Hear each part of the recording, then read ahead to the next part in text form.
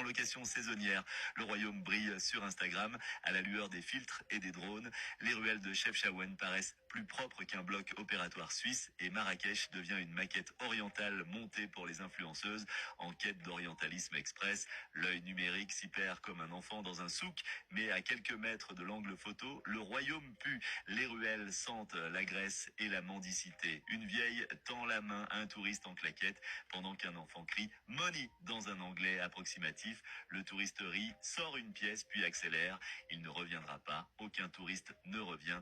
Il repart avec un tapis fabriqué au Bangladesh, une intoxication alimentaire et une promesse solennelle de revenir, Inch'Allah, qu'il annule avant même de passer la douane. Car pourquoi revenir à un pays où le marchand de souvenirs vend du cuir qui sent le plastique, du safran qui pique les yeux et de l'argenterie qui verdit dès le lendemain?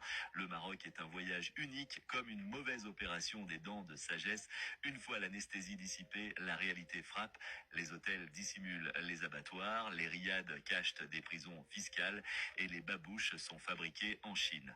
Dans les cafés, l'ennui s'installe. On parle du roi, toujours. Le roi est loin, malade, dit-on, parfois en France, parfois ailleurs. Il ne gouverne plus, mais gouverne encore. Son fils, spectre en basket, serre des mains avec une gravité d'enfant puni. Il regarde l'Europe comme un élève regarde un professeur cruel. Il sourit, mais il ne comprend rien. Alors, pour assurer la paix du trône, le Maroc donne tout. Les terres agricoles, les contrats, les ports, les filles et les garçons, les plages et les douaniers, même le vent s'il le faut. La France reçoit avec grâce, Israël avec méthode. Chacun sa part, chacun son silence. Sur les collines, le kiff pousse, noble et modeste. Les autorités ferment les yeux, parfois les deux. On laisse faire, le cannabis nourrit les villages.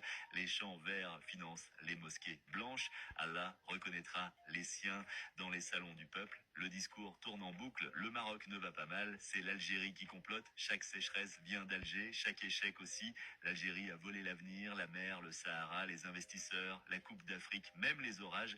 À Rabat, la diplomatie se fait à genoux, on normalise avec Israël comme on achète un micro-ondes. En solde, sans garantie, la population, entre surprise et fatigue, regarde passer les drapeaux bleus et blancs. Rien n'est dit, mais tout est ressenti. Les anciens quartiers juifs se repeuplent, non pas de Marocains revenus, mais de nouveaux maîtres venus avec papier, actes, souvenirs et avocats. Des maisons entières changent de main sans procès ni bruit. Le royaume vend son passé à crédit en espérant un futur exportable. Dans les campagnes, les femmes marchent des kilomètres avec l'eau sur la tête pendant que les ministres volent avec l'intelligence sous les bras. Un hôpital sur deux manque de gants, mais les stades brillent. La FIFA adore, les influenceurs aussi. Le Maroc montre ce qu'il n'est pas, comme un homme qui porte une Rolex volée en croyant être milliardaire. L'illusion tient tant que personne ne pose de questions.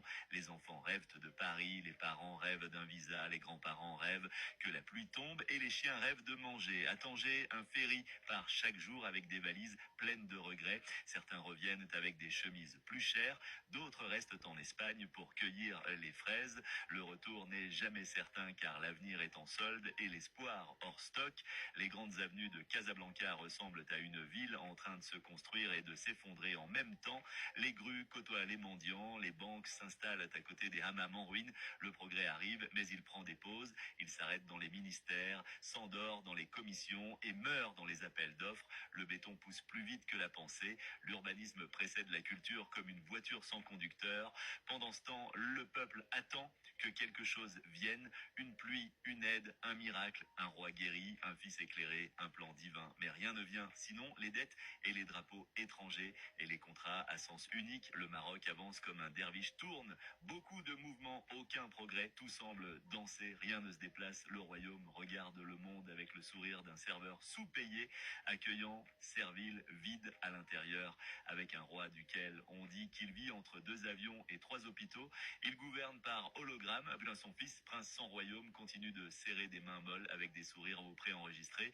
Il gouvernera peut-être un jour, ou peut-être pas. En attendant, le royaume vend ce qu'il peut, à qui veut. Maroc, royaume en location saisonnière.